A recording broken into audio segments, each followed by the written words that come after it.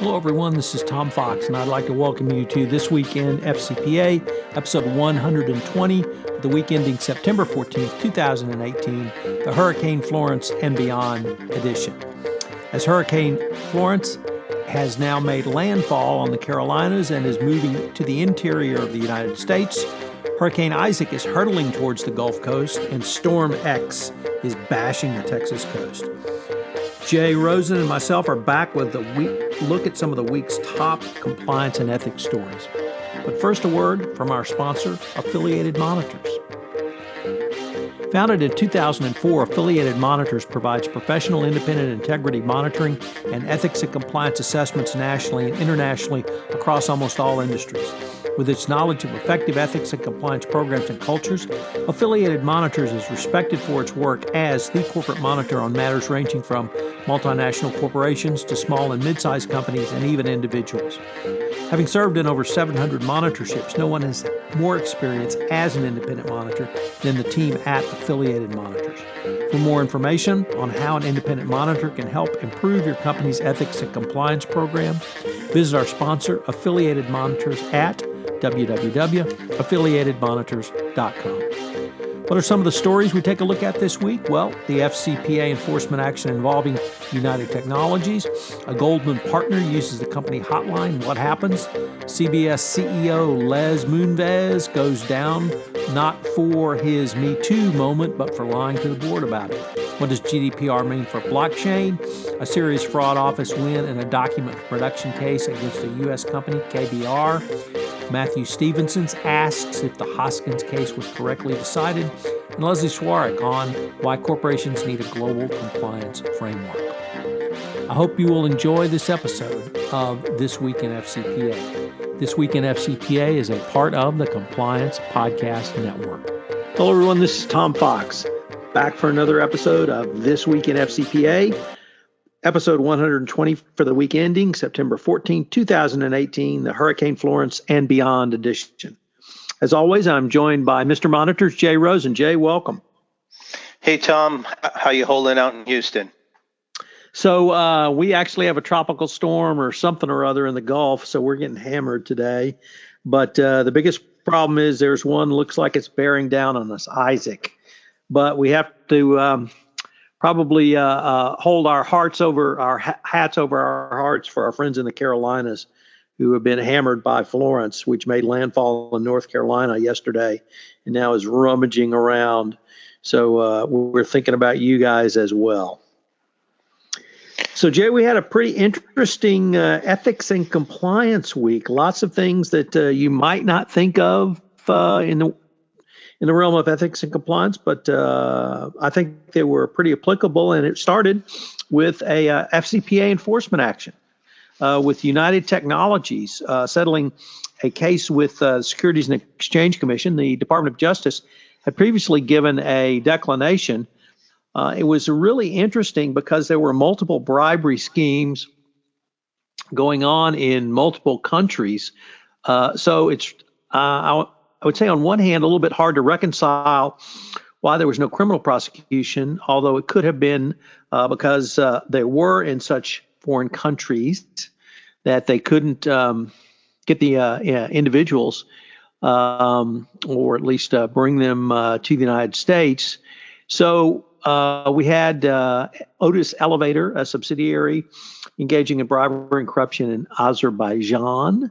We had IAE, the International Aero Engines subsidiary, and Pratt & Whitney engaged in bribery and corruption in China. Otis Elevator back also in China. And then UTC, United Technologies, was involved in wide-ranging bribery and corruption through funding of leisure travel for government officials from China, Kuwait, South Korea, Pakistan, Thailand, and Indonesia, proving once again that if you're going to spell MICKEYMOUSE, Mickey Mouse, and take foreign officials to Orlando, you probably should have a business there, or at least a corporate office there, which UTC did not. But, or at least one of the Rosen girls there to show them around so they get the proper Disney experience. One, would never do. You have to have the pair. You have to have the full pair, Millie and Michaela, or Michaela and Millie. So, which is the older by time? Millie is the younger one. So Millie is taller, but Right. she's 4 minutes younger than Michaela. So big Michaela's sister. the boss. Yeah. Michaela's the boss. Okay, got it.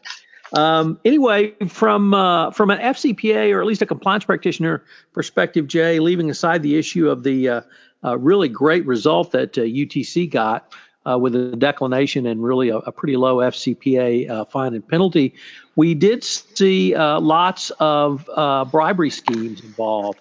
And I think it's important for a compliance practitioner to read this case, or at least read my summary of the case on the FCPA Compliance and Ethics blog, and Harry Cassin on the FCPA blog, and see if you might have some of these issues in other countries as well, because UTC was involved in a wide range of different bribery schemes. And in your blog, one thing that I think really tied it together well is you said this superior result that UTC received makes clear that the DOJ's new FCPA corporate enforcement policy offers some very strong and real incentives to meet the four prongs. The very low SEC fine and penalties speak with equal strength. And just as Brighton Rock, the book that you mentioned in your blog by Graham Greene, can be read from a variety of angles, and the UTC FCPA enforcement action should also be read through those lenses. So good stuff, Tom. Next thing we have coming up, which was something that just makes me scratch my head. A top Goldman banker raised ethics concerns, and then he was gone. And basically, James Katzman, who is a Goldman partner and the leader of the West Coast M&A mergers and acquisition practice, dialed the bank's whistleblower hotline in 2014 to complain about what he regarded as a range of unethical practices, according to accounts by people close to Mr. Katzman. The law firm Fried, Frank, Harris, Shriver, and Jacobson was monitoring the hotline, and Mr. Katzman expected that they would investigate his allegations and share them with the independent members of Goldman's board of directors. Instead, Goldman's general counsel took over the inquiry, and senior investment executives at the firm, including David Solomon, who is the new incoming chief executive, urged Mr. Katzman to move past his complaints. In 2015, he left Goldman and was required to sign a confidentiality agreement that he believed prevented him from sharing his concerns to members of the board. So there were a couple issues here. One was reminiscent of some of the Princeling cases about potentially hiring an employee who was not qualified. That employee ended up not being hired. But then there was also some issues about confidential information where his partners were asking Mr. Katzman to reveal confidential information about an investment banking client that they represented, and this information could have been a breach of fiduciary responsibility and also used against the client. So really stunning stuff, and probably it's the timing of this is very interesting with the power change that's taking over at Goldman. So any thoughts on your part, Tom? Yeah, Jay, I guess I really focused on the process part because starting one with the general counsel took over the investigation. And so you had an exception to the apparently protocol, or written, if not written protocol. The protocol followed that the outside law firm would investigate claims that came in through the hotline. They answer the hotline and then would do the investigations typically. But for reasons not explained in the article, the general counsel took it over. And then two, that the results would be reported to the board of directors, and they weren't. So it's a little bit difficult to understand why those exceptions were made. There may have been valid reasons. I can understand if a partner uses the hotline, that perhaps then the general counsel, it would be appropriate for the general counsel to be involved, but there was really no explanation along those lines. The The question I really have, Jay, is, and your summary was great, and the way James Stewart reported it was also great, or rather, not James Stewart, he's our next one, but through reporters from the New York Times is, would a Goldman employee who's not a partner ever trust the hotline now? Because this employee ended up leaving. It also begs the question of, if there was no violation of internal Goldman policy or procedure, and I mean, sometimes you do get a hotline complaint where an employee believes something and it's not correct, or their analysis and interpretation is not correct. Now, that doesn't mean just because you can do something, you should do something. And certainly the facts laid out in the article would point to conduct which, if not crossing the line, certainly kicked dirt on it. But I really found more questions than answers in this article. I don't know if we're going to get more information on it, but there seemed to be just a lot of unusual things at play here that you would typically not see. And it really led me, like I said, to ask the question, would a Goldman employee ever trust the hotline going forward? Another interesting fact was that in the article, many of his coworkers referred to him as the Boy Scout. And, when you don't usually, well, I don't know. Let me rephrase this. He is of such a high magnitude in the pecking order there at Goldman. He was a leader, a moneymaker. He was well compensated. So it seems very odd that if he reported something through the hotline, that it would not go further. And it seems even more incredulous that it got stopped by the general counsel from ever proceeding. So it's interesting. They also talk about him having an issue with his kids' school in Menlo Park. So, it'd be interesting to hear why he has such a black and white vision of the world, and if these rules that were bent were really, worthy of blowing the whistle. So more to come on this, but very interesting. And this kind of leads into the next article that you hinted was penned by James B. Stewart. And he is one of my favorite business writers. He's, of course, known for Den of Thieves, about the insider trading in the 80s with Ivan Boesky and Michael Milliken. And earlier this year, I read one of his books called Disney War, which came out in 2005. And it shares a lot of similarities with this case that we're going to talk about with Les Moonves. But back in 2005, it was about Michael Eisner trying to hang on to power at the Walt Disney Company. And he arrived in the mid-'80s, took a moribund company and turned it into a global juggernaut that was just minting billions and billions of dollars.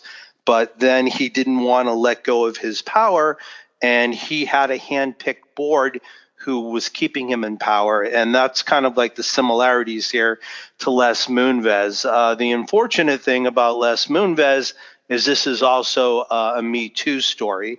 And what's interesting is he is one of the leaders here in Hollywood who really got up and supported the Me Too movement. So it sounds very much like, people in glass houses shouldn't throw stones. But there's a situation here where he really lost his credibility with the board. And there were many people there, males, who were supporting him and not wanting him to be fired. And even if he was going to go, wanting him to take $180 million in severance package. But ultimately, he was guilty of consensual and non-consensual sexual harassment. He lied to the board, and it's really put them in a bad position because concurrently happening at the same time, Sumner Redstone's daughter, Sherry Redstone, wants to recombine the assets that their company National Amusement owns, which is both the CBS television network and Paramount Studios. So it couldn't have come at a worse time. But James Stewart writes a very compelling story. Tom, I'm sure there's some angles there that I've either glossed over or stand out for you. So what's your take on it? Well, really, Jay, I guess the theme that struck me was it's never the crime, it's the cover up.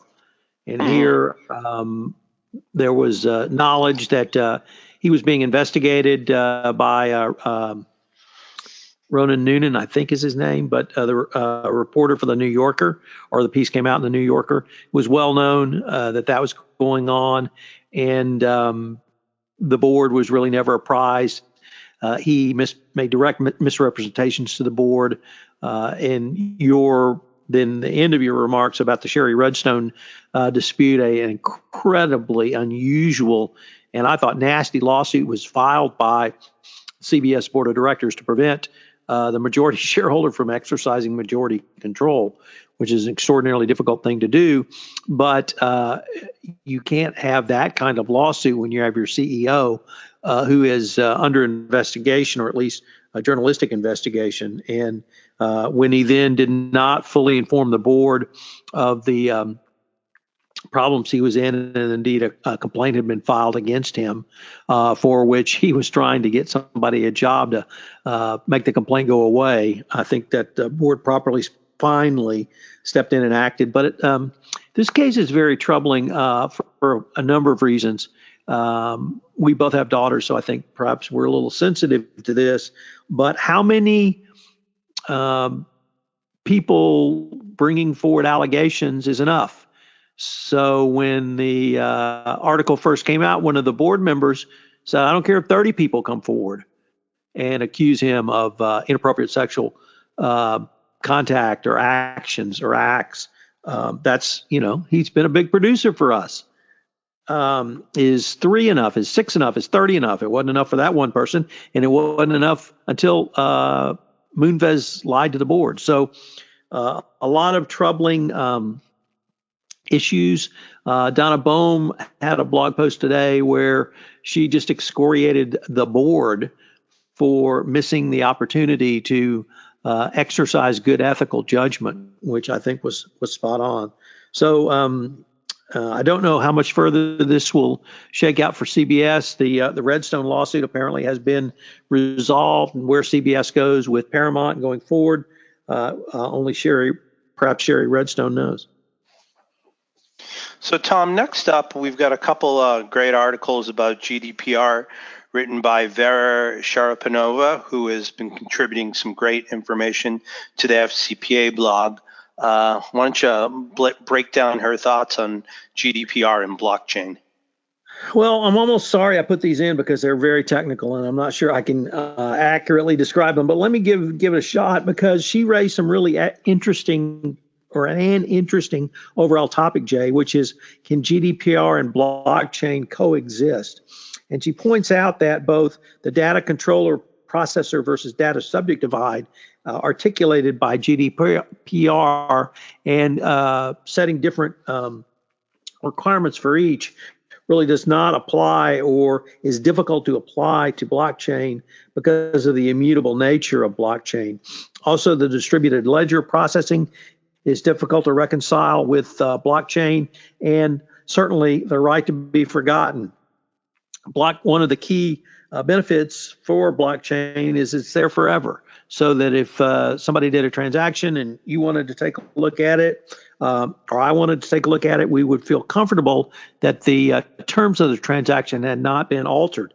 That would seem to be completely antithetical to the right to be forgotten. So she, in her second part, suggests some tactics or strategies, perhaps, to bring blockchain into GDPR compliance.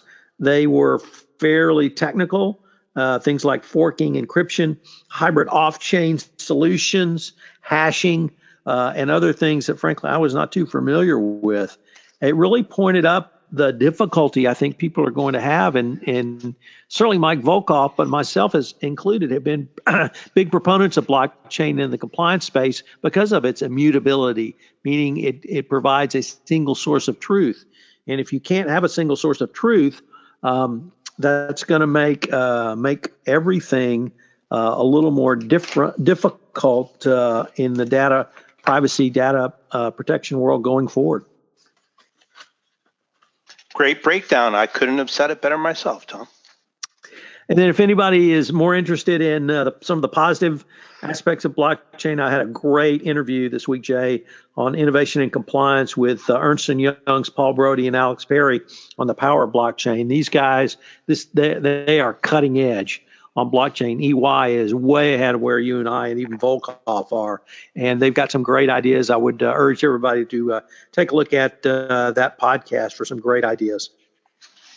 Great. Next up, we have a company that comes from your old oil days, KBR, and this is seems to be almost a counterpart. We're going to talk about in a few minutes, was Hoskins, USV Hoskins decided correctly? And this takes a look at a case with the SFO and whether or not they had rights to get certain documents in an investigation. And I guess you'll talk to us about sufficient connection now.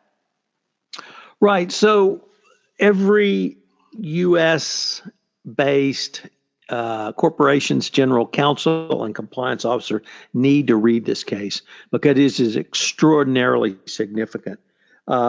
KBR, formerly a part of a subsidiary of Halliburton, is generally in the construction and refinery construction, road building, and a few other construction-related projects. They are a huge company headquartered here in Houston, founded in the 30s. So they've been around a long time. And they have a UK subsidiary. UK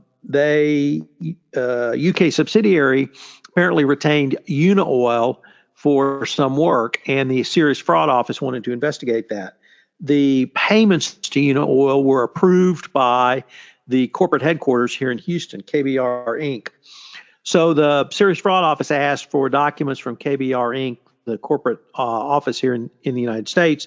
KBR UK balked on that and said, no, you can't get documents that are outside the United States. Well, the UK court completely eviscerated that argument.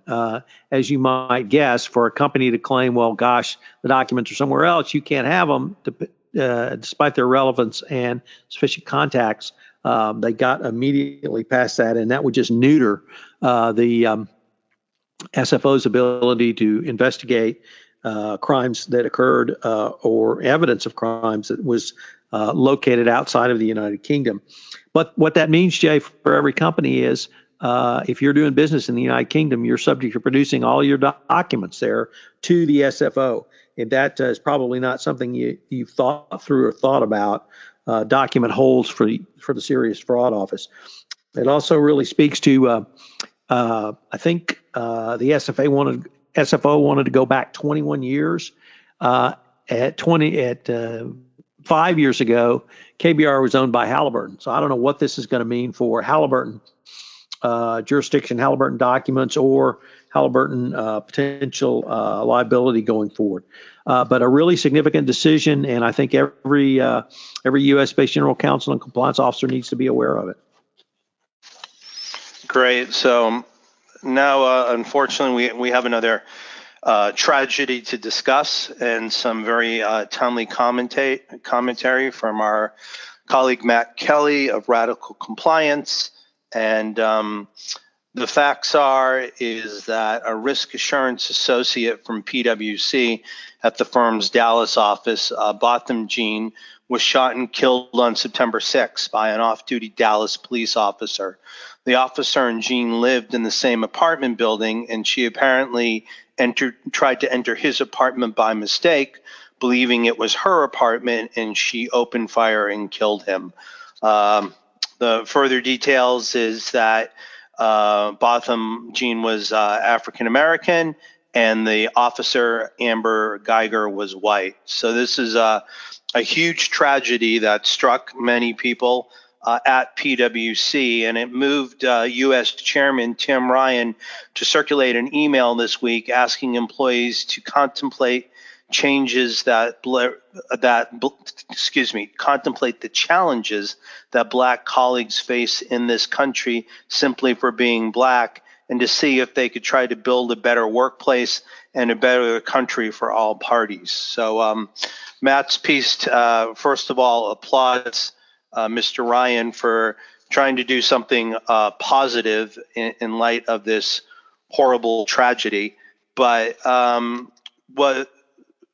what Matt says is Ryan's actions stuck with him so much because they're not going to, quote, solve, unquote, the social dysfunctions that Gene's death brings to light, but they're a step in the right directions. And that's what ethics is all about. It's about having the faith in your actions that they can make a difference eventually, even when all the things around you are discouraging. So this is something that unfortunately we struggle with as a society, but there's been a real outpouring at PwC, and it'll be interesting to see if this movement can catch fire, because I'm just getting sick of reading about these things and having to report them. It seems almost on a weekly basis.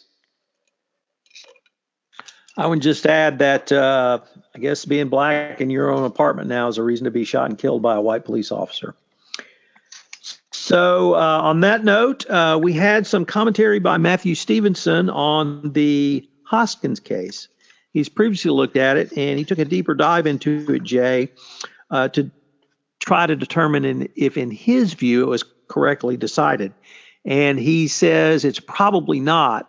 He has a pretty in-depth legal analysis, but it really turns on something that he identifies as complicity and conspiracy liability.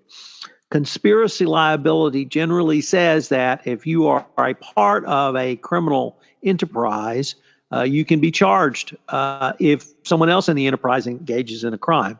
And the classic example, Jay, would be the getaway driver of a car in a bank robbery, who could be charged with a bank robbery. And Professor Stevenson's analysis is that neither Congress nor the court, or Congress did not intend to cut back on that type of liability when it passed the FCPA. So that's where he shakes out on it. He's got a pretty interesting and vigorous debate he's got going with several commentators on the blog post. We've, of course, linked to it. And he's going to, I contacted him about it because I wanted to do a podcast with him, but he says he's coming out with another post. So I'm going to hold off on a little bit on that. But it's a really interesting take on it. I don't know if the Department of Justice will appeal to the Supreme Court or not, but as always, very thoughtful, thorough analysis from Professor Stevenson up at Harvard. And our last story that we're going to look at this week comes to us from Corporate Compliance Insight. It's written by Layla Swark, I guess, if that's how you say her name, on why organizations need a global framework. And she starts off her piece talking about a famous cognitive paper that was written in 1956 by George Miller of Princeton. And he published a paper called The Magic Number 7 ± 2. And it became one of the most cited scientific papers of all times. Miller's idea was that the maximum number of objects a human can keep in short-term memory is 7 ± 2.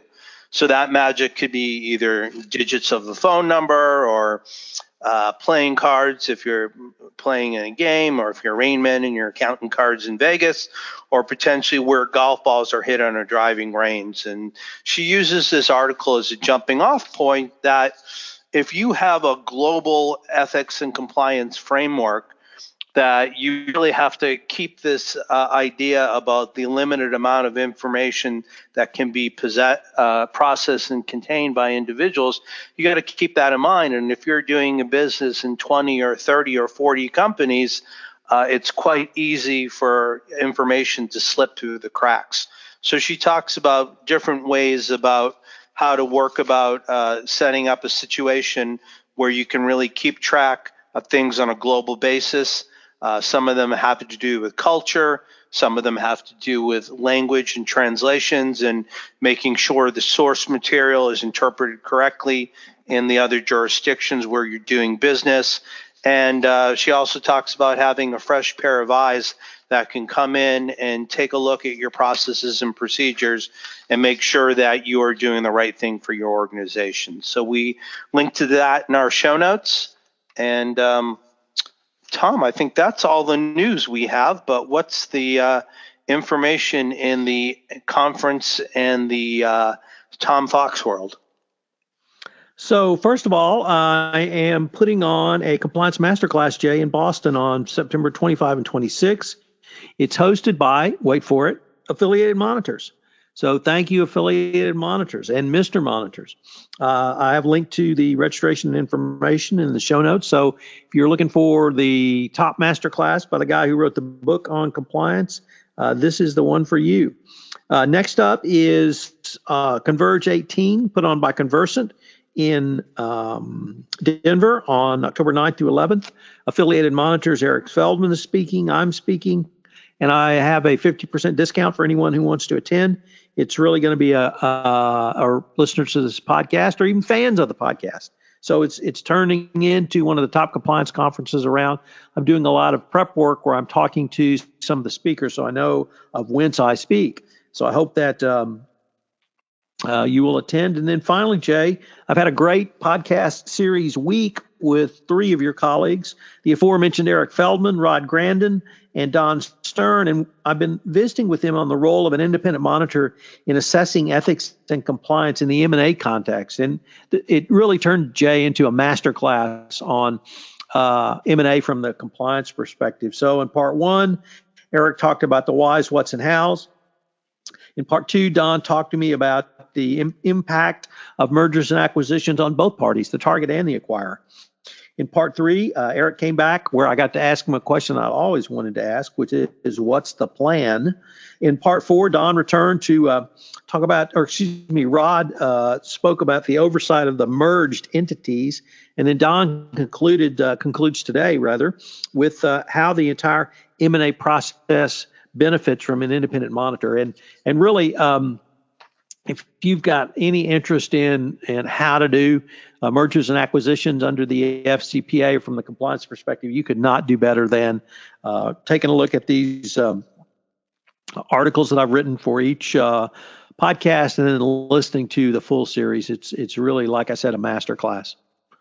Yeah, you did a great job with them, Tom. And this kind of harkens me back to my M&A days when I was working at Focal Point Partners here in LA, a middle market investment bank. And I think, one kind of takeaway I got from the 5-part series is there's always such a rush to get a transaction over the finish line. And, people are looking at earnings and people are looking at synergies. But I would say that there is not a large rush for the investment bankers and the lawyers and the accountants to be looking at the ethical state of the target and the acquirer.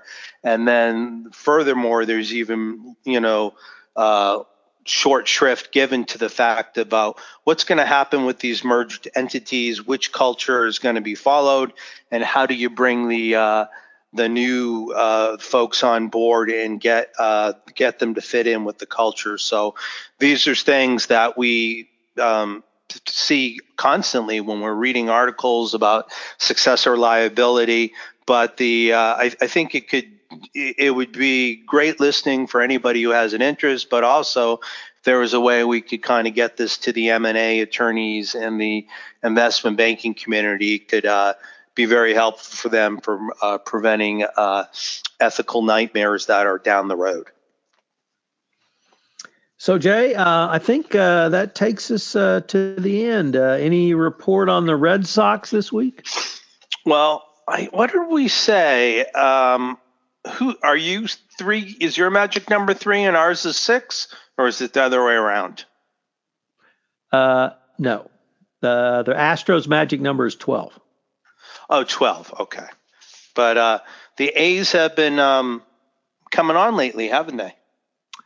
Yeah, they have really taken it to everybody. Too bad the Astros have won 8 out of 9, including 2 out of 3 in Fenway, and then 2 sweeps after that. So yeah, they've really been coming on. So you got that broom ready, right? Got the broom ready for an October sweep. All right. And what about last week in Foxborough? Any thoughts there? What? That the Texans continue their 0 for Brady? Yep. So Bill, the coach, the Houston Texans coach, proves once again he cannot coach in the National Football League. He's not only out-coached by Belichick, but he blows the game plan, blows the time management, and about everything else. So there was not much of a sense of urgency for. Was it one of those field goals at the end, or was it punting? It seemed like they ticked off at least a minute and a half from the clock for no reason. Well, there was that, and then there was also a play where it was the first Gronk touchdown catch, which was a fabulous catch. I thought it was clearly a catch, but apparently there was some controversy of whether it was a catch under the Byzantine NFL rules. Well, it was under 2 minutes left. And the under 2 minutes, there's a touchdown catch. It's supposed to be reviewed by the league office. Apparently, the referees didn't get that memo. But O'Brien could have called a timeout and thrown a red flag to get a review. But he didn't think that was his job, so he didn't do that. Which, maybe he was in the spirit of the law there, but sure turned out to be a fairly inane play. But that catch by Gronk, Brady threw a defender in front of him, under a defender behind him. Gronk makes the catch and then powers into the end zone. It was classic Gronk. It just proves to you that even when Gronk is double covered, he's open. Yeah. Well said. Well said. So I think another thing, sorry to wax football on all you non-NFL, all you haters out there who don't like the new Nike spokesman. But I think it's always interesting when the Patriots get together with the Texans, because you've got Romeo Crennel, who used to coach the defense for Belichick. You've got the head coach who you love at Houston, Bill O'Brien, who used to be the offensive coordinator. So, I mean, these teams know each other so well, and they know the strategies. So for New England, keep that dominance going. It just, I hope they don't have a letdown this week against the Jaguars. The Pats have already lost one of their new linebackers, Jeremy Hill, that came to us from Cincinnati. He's out with an ACL. And one of our other running backs is in the concussion protocol. So with Julian Edelman still serving 3 more games of his 4-game suspension, we are very thin on the offense, probably thinnest as Brady's been in the past 10 to 15 years. So I think this game with Jacksonville is going to be a tough match. It's in Jacksonville, and there's also somebody there who's decided to spout off and say the Pats ain't so good. So not that they need any bulletin board material, but I think it should be a great game, and it's the late game on Sunday. Well, who are the Texans playing? I don't even know. Okay. You're just like such an Astros homer now. Complete. I would love to pull up some of your blogs from 2-3 years ago. Well, that leads into a couple of things I wanted to add on, Jay. One is I interviewed Ben Ryder yesterday, author of Astro Ball, about his book. And, cool. We talked about that, and I fessed up to being a hater, both of the Astros and of that article he wrote in 2015. Or rather 2014, that the Astros would win the World Series with George Springer on the cover. So we had a good laugh about that. And but it's a great interview. I think I finally cut it off at 45 minutes, and I said, look, I could talk to you for 3 hours about this because he knows the stuff. And so we had a lot of fun. But I'm going to post that for my 400th FCPA compliance report. And as a final shout out before you take us home, Jay, I just wanted to give a shout out to birthday boy plus 1 day, Howard Sklar. Howard and I, it was actually Howard that started the original This Week in FCPA and asked me to join him. He's now in the corporate world. And so, Howard, if you're listening, thanks for giving us the inspiration. Sorry we lost you to the corporate world, and much belated happy birthday. Happy birthday, man. So, on behalf of Tom Fox, the compliance evangelist, myself, Jay Rose, and Mr. Monitor, we'd like to thank you for spending some of your time with us and learning about the top FCPA stories for this week in FCPA episode 120, the the week ending September 14th, the Hurricane Florence and Beyond edition. And we hope all our colleagues, friends, and relatives who are dealing with Florence and the other storm, wishing them Godspeed and they come through in complete safety. Thanks a lot. Bye-bye. Hello, everyone. This is Tom Fox again. I hope you've enjoyed this episode of This Week in FCPA. I have two great opportunities for you that I want to talk to you about before we sign off today. The first is I'm putting on my Compliance Masterclass training in Boston on September 25 and 26. It's going to be hosted by our sponsor, Affiliated Monitors. For more information and registration, you can check out the show notes. Also, I've been given a 50% discount to one of the top compliance conferences around, Converge 18, which will be held in Denver on October 9th through 11th. Hope you can join me at this event. Eric Feldman and Michael Volkov will also be speaking. I link to the discount in the show notes, also the agenda and more information. I hope you can make Converge 18, and I hope you can join me at the Compliance Masterclass September 25 and 26 in Boston. This is Tom Fox. I'm the Compliance Evangelist. Thank you for listening to this episode of This Week in FCPA, and I hope you'll join Jay and I next week. This Week in FCPA is a part of the Compliance Podcast Network.